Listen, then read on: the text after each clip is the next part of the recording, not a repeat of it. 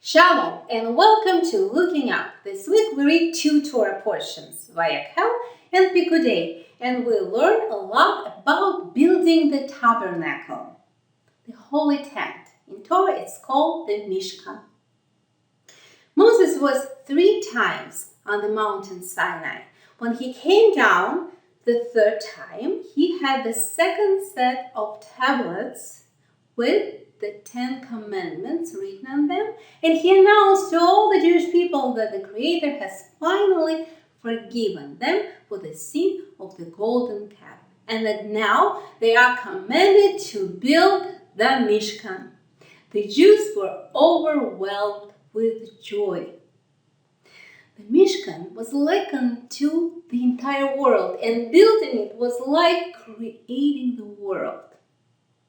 The holy tent itself and all the objects in it were extraordinarily beautiful.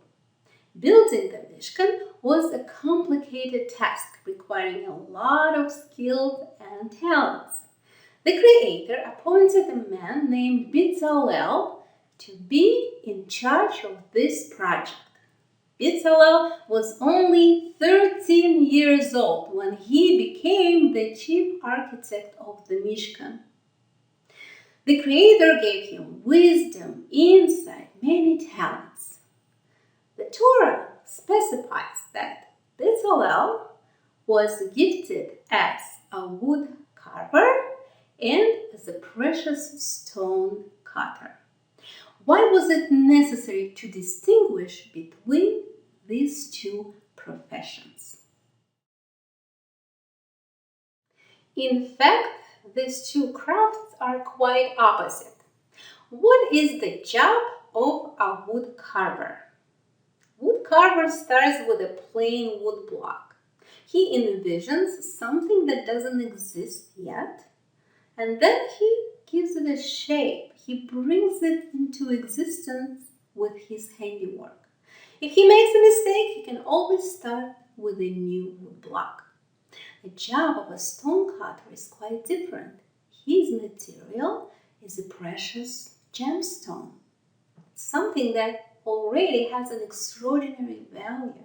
So he needs to be very careful not to scratch it, not to harm it in any way, not to cut too much, just what's necessary for this gem to shine fully. If a stone cutter makes a mistake, his precious stone is lost. And even if he succeeds, this will never be known as his creation.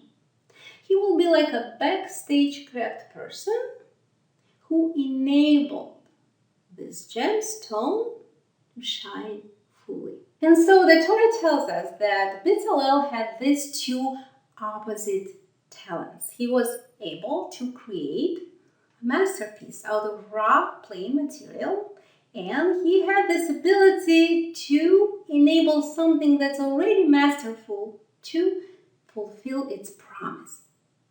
With this, we can understand why a Torah teacher is compared to a precious stone cutter. A true educator should not relate to his students as a wood carver, thinking he can impose his vision on this raw, plain material. Instead, he should see his students as precious gemstones. So he's very careful not to harm them in any way, but just help them shine with their unique abilities. And this is a lesson for all the parents, as we are the primary educators of our children.